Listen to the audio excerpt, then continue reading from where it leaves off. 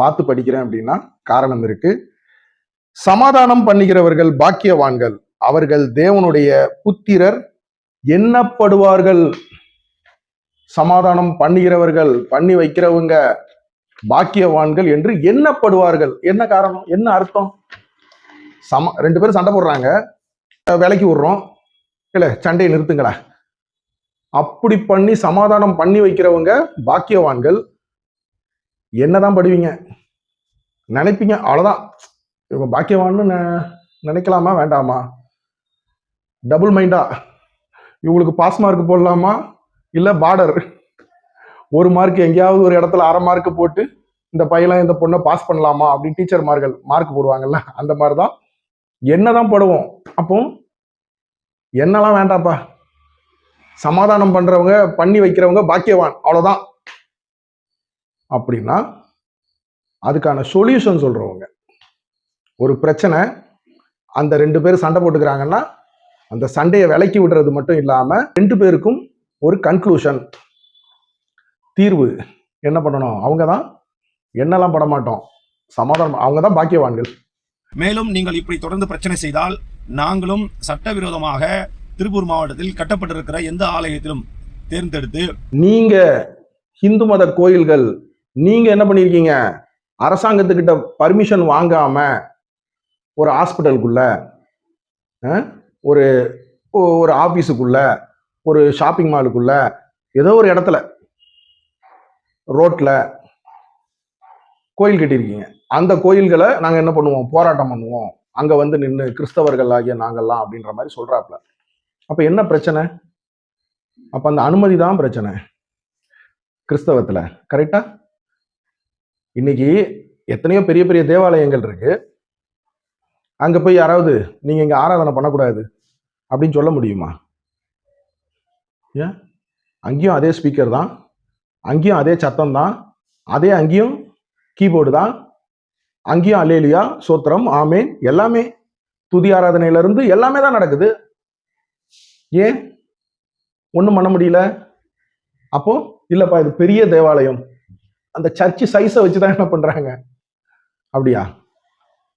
Bus ஸ்டாண்ட்ல பெரிய bus stand என்ன, சின்ன பஸ் ஸ்டாண்ட் என்ன, எல்லா பஸ் ஸ்டாண்ட்லயும் பஸ் நின்று தானே போவோம். அப்ப அந்த மாதிரி தானே தேவாலயம்ன்றது, எல்லாமே சர்ச்சு தானே. அப்ப நீங்க எடுக்காம விட்ட அந்த அப்ரூவல் தான் பிரச்சனை.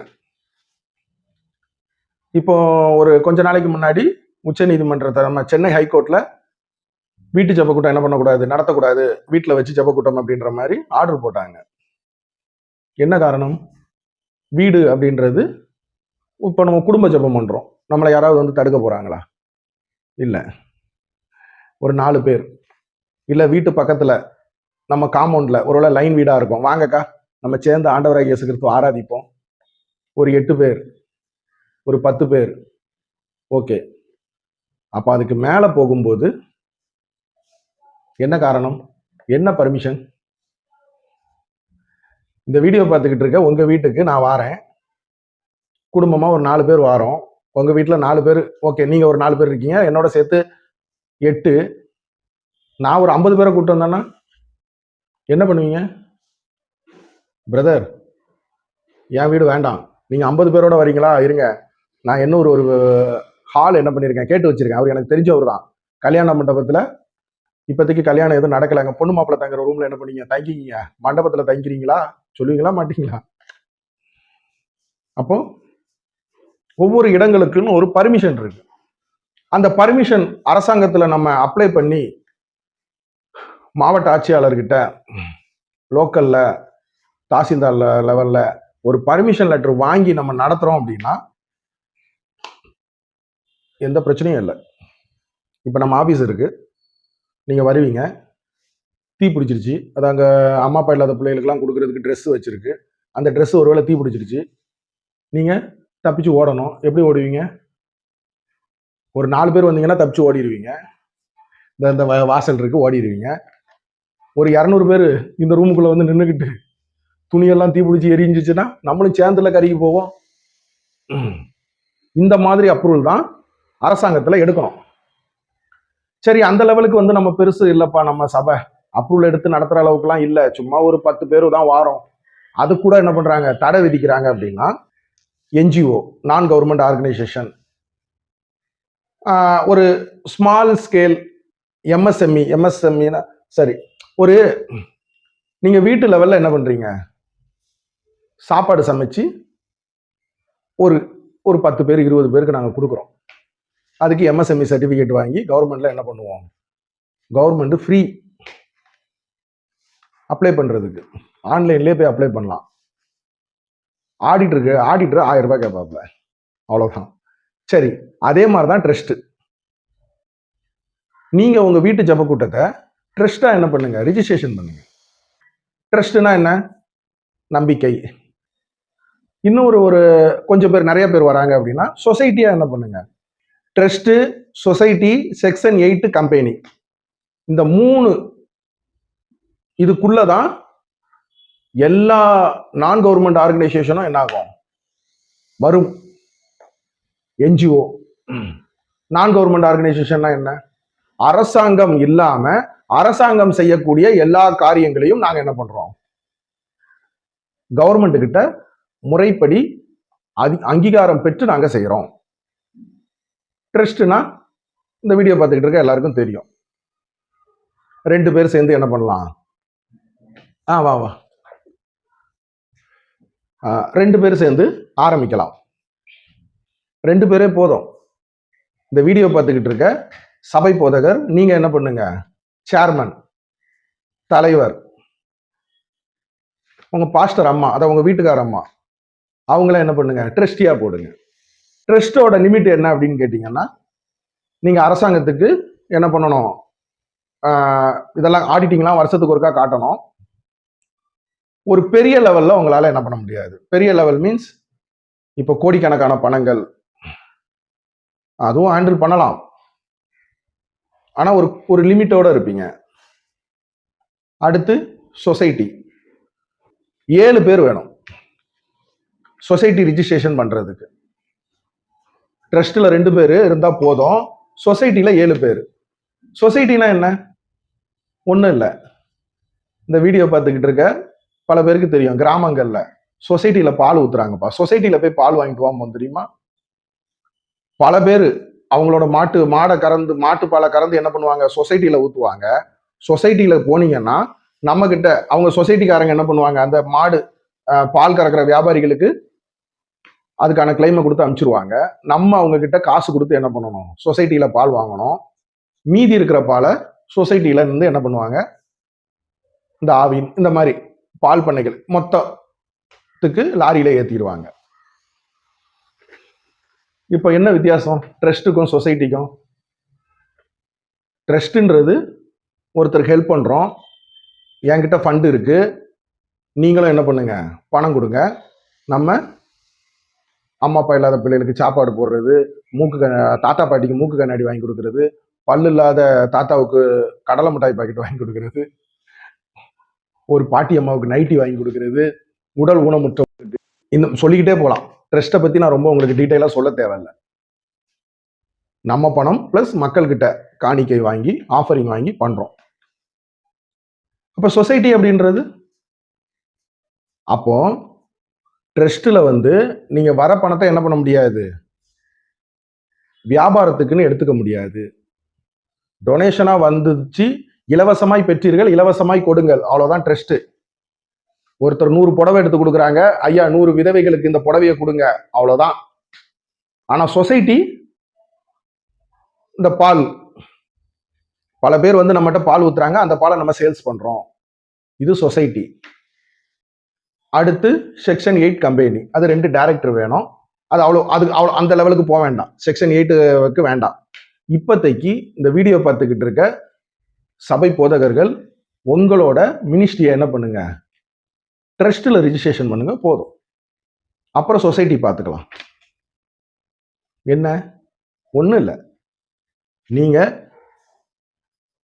இது பாஸ்டர் ஐயா, நீங்க மெயின் சேர்மன், தலைவர், பாஸ்டர் அம்மா யாரு, ட்ரஸ்டி. அப்புறம் உங்க பிள்ளையில போடணும்னாலும் போட்டுக்குங்க, ட்ரெஷரரு.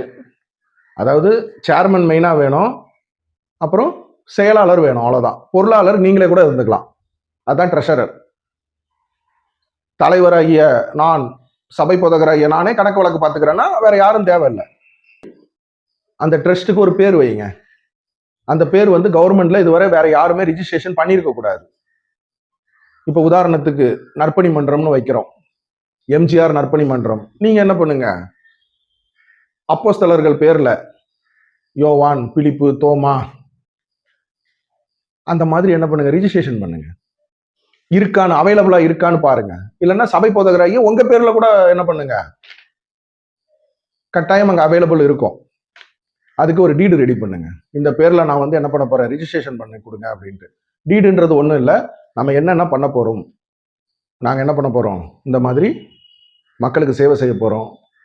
சேவை மட்டும் இல்லை, அந்த இடத்துல வரவங்களுக்கு ஆறுதலா நாங்க 4 வார்த்தை பேசுவோம், அவங்களுக்காக ஜெபிப்போம், அவங்களுக்காக என்ன பண்ணுவோம், ஆண்டவராகிய இயேசு கிறிஸ்துவோட அன்பை சொல்லுவோம். இந்த மாதிரி என்ன பண்ணுங்க, அந்த டீடுல ஃபுல்லா ஃபில் பண்ணுங்க. பண்ணிட்டு கொண்டு போய் உங்க லோக்கல் தாசில்தார் ஆபீஸ்ல கொடுங்க. 600 ரூபாய் தான் கவர்மெண்ட் ஃபீஸ். இல்ல நம்மளுக்கு இதெல்லாம் ஃபில் பண்ண தெரியாது, நோட்டரிலாம் வாங்க தெரியாது அப்படின்னீங்கன்னா என்ன பண்ணுங்க, ஏதாவது ஆடிட்டர் கிட்ட கொடுங்க, இல்ல ஏதாவது அட்வொகேட் கிட்ட கொடுங்க. ஒரு 10,000 ரூபாய் வாங்குவாங்க. சூப்பரா ரிஜிஸ்ட்ரேஷன் பண்ணி கொடுத்துருவாங்க. கொடுத்ததுக்கு அப்புறமா அந்த டீடு காப்பி எடுத்துட்டு போயிட்டு, நீங்க பாஸ்டர் அம்மா நீங்க இருக்கீங்க இல்லையா, நீங்களும் பாஸ்டர் அம்மாவும் உங்க 2 பேரோட பேன் கார்டை கொண்டு போய் பேங்க்ல கொடுங்க. நீங்க ட்ரஸ்ட் அக்கௌண்ட் ஓபன் பண்ணீங்கல்ல, ட்ரஸ்ட் டீடு காப்பி எடுத்துட்டு போய் அதுக்கு ஒரு பேன் கார்டு அப்ளை பண்ணுங்க. 3 பேன் கார்டையும் பேங்க்ல கொடுங்க. கொடுத்தீங்கன்னா உங்களுக்கு கரண்ட் அக்கௌண்ட் வந்துடும். கரண்ட் அக்கௌண்ட் வந்ததுக்கு அப்புறமா மக்கள் போடக்கூடிய காணிக்கையை என்ன பண்ணுங்க, உங்க ட்ரஸ்ட் கரண்ட் அக்கௌண்ட்ல வாங்குங்க. சபை போதகராகிய உங்க பேர்ல வாங்காதீங்க, கேஷா காணிக்கை எடுக்காதீங்க. அப்படியே கேஷா மக்கள் கொடுக்குறாங்களா, அந்த வாரம் பிரிகிற காணிக்கை என்ன பண்ணுங்க, நேரா கொண்டு போய் கரண்ட் அக்கௌண்ட்ல டெபாசிட் பண்ணிருங்க. டொல்லியை எடுங்க, ஏடிஜி எடுக்கிற ஏடிஜி எடுக்கணும்னா டொல்லி எடுத்தாகணும். டொல்லின்றது ஒன்றும் இல்லை, பேன் கார்டு மாதிரி. எப்படி நம்மளோட சிபில் ஸ்கோர்ல இருந்து நம்ம என்ன லோன் எடுத்திருக்கோம் எல்லாமே அரசாங்கம் உட்கார்ந்த இடத்துல இருந்து பாக்குறாங்க இல்லையா, நம்ம பேன் கார்டை பார்த்து. அந்த மாதிரி டொல்லியே நம்மளோட வரவு செலவுகள் எல்லாமே பேங்க் என்ன பண்ணும், சாரி ஐடி டிபார்ட்மெண்ட்ல அங்க இருந்து பாத்துருவாங்க. வருஷத்துக்கு இத்தனை லட்சம் ரூபாய் வர உங்களுக்கு வந்துச்சுன்னா டாக்ஸ் கிடையாது. இத்தனை லட்சம் ரூபான்னு இல்லை, நீங்க டொல்லியை எடுத்துட்டீங்கன்னாவே உங்களுக்கு டாக்ஸே நீங்க கட்ட வேண்டாம். ஆனா உங்களோட வரவு செலவுகள் அத்தனையும் கவர்மெண்ட் என்ன பண்ணுவாங்க, கண்காணிப்பாங்க. ஏடிஜி உங்க சபையாருக்கு ஒருவேளை ஏடிஜி நீங்க எடுத்து கொடுக்கணும்னா அப்ளை பண்ணுங்க. இல்ல ஏடிஜி அப்ளை பண்ணீங்கன்னாவே டொல்லியை கட்டாயம் எடுக்கணும், அப்ப நீங்க ஏடிஜி அப்ளை பண்ணி தான் ஆகணும். இதெல்லாம் பண்ணிக்கங்க. இன்கம் டேக்ஸ் ரிட்டர்ன் எடுத்து கொடுங்க. இல்ல இன்கம் டேக்ஸ் ரிட்டர்ன் வேண்டாயா, ஆண்டவருக்காக கொடுக்குறோம், அதுல என்ன ரிட்டர்ன் எங்களுக்குன்னா விட்டுருங்க. இந்த மாதிரி வச்சுக்கிட்டு என்ன பண்ணுங்க, உங்களை யார் என்ன பண்ண முடியும்? யாராவது வந்தாங்கன்னா இந்த பின்னாடி இருக்கு பாருங்க பத்திரம், இந்த மாதிரி பத்திரம் என்ன பண்ணுங்க, இதுதான் டீடு. உங்க சபையோட பேரை போட்டு லேமினேஷன் பண்ணி மாட்டுங்க. நான் அரசாங்க அனுமதியோட தான் என்ன பண்ணிட்டு இருக்கேன், ட்ரஸ்ட் மக்களுக்கு சேவை செய்யறேன். சும்மா சேவை இல்லை மட்டும் இல்லப்பா, ஓகே அப்பா ஆண்டவர் ஒன்று என்ன பண்ணுவாரு, கவலைப்படாத. என்கிட்ட வர கண்ணீர் கஷ்டத்தோட வராங்க. இப்போ இன்னைக்கு மருத்துவமனையில் போய் ஒருத்தருக்கு சாப்பாடு கொடுக்குறோம், ஒரு வாக்கர் வீல் சேர் வாங்கி தரோம், கவலைப்படாதீங்கண்ணே, நான் வர உங்களை வந்து பார்த்துக்கிறேன். இந்த மாதிரி நான் ஆண்டவர் பேரை சொல்லி அவங்களுக்கு ஆறுதல் சொல்றோம்ப்பா.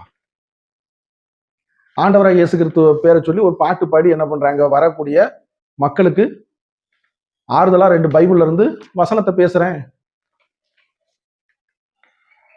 அப்படி என்ன பண்ணுங்க, அதுதான் சரியான முறை. அது உங்களுக்கு எப்படி ரிஜிஸ்ட்ரேஷன் பண்ணணும் என்ன ஏதுன்னு தெரியணும்னா என் நம்பர் என்ன பண்றேன் கொடுக்குறேன், என் லைனுக்கு வாங்க, உங்களை கைட் பண்றேன். யார் உங்ககிட்ட வந்து பிரச்சனை பண்ண முடியும்? கொஞ்சம் இடம் நல்ல வசதியா இருக்கு அப்படின்னா சொசைட்டி ஆக்ட்ல என்ன பண்ணுங்க, சொசைட்டி ஆக்ட்னா நிறைய கவர்மெண்ட் ரூல்ஸ் நிறைய இருக்கு. ஆடிட்டிங்லாம் பக்காவா இருக்கணும். ஏன்னா மக்கள்கிட்ட பணத்தை வாங்குறோம், அந்த பணத்துல இருந்து நம்ம என்ன பண்றோம், அதை அந்த சொசைட்டில பால் ஊத்துறது, அந்த பாலை நம்ம சேல்ஸ் பண்றோம். ஆனா ட்ரஸ்ட்ல வந்து நீங்க சேல்ஸ் எல்லாம் பண்ணவே முடியாது. மக்கள் பணம் மக்களுக்கே. பண்ணுங்க. அப்படி பண்றதை விட்டுட்டு நம்ம கடந்துக்கிட்டு நீ என்ன ஆராதனத்தை பண்ண விடாம தடுத்தா நான் உன் கோயில் வாசல்ல நின்று என்ன பண்ணுவேன்? ஆண்டவராகிய இயேசு கிறிஸ்து அதுக்காக வரலையேப்பா. யோவான் 14ஆம் அதிகாரம் 27ஆம் வசனம், சமாதானத்தை உங்களுக்கு வைத்து போகிறேன், என்னுடைய சமாதானத்தையே உங்களுக்கு கொடுக்கிறேன். உலகம் கொடுக்கிற பிரகாரம் நான் உங்களுக்கு கொடுக்கிறதில்லை. உங்கள் இருதயம் கலங்காமலும் பயப்படாமலும் இருப்பதாக.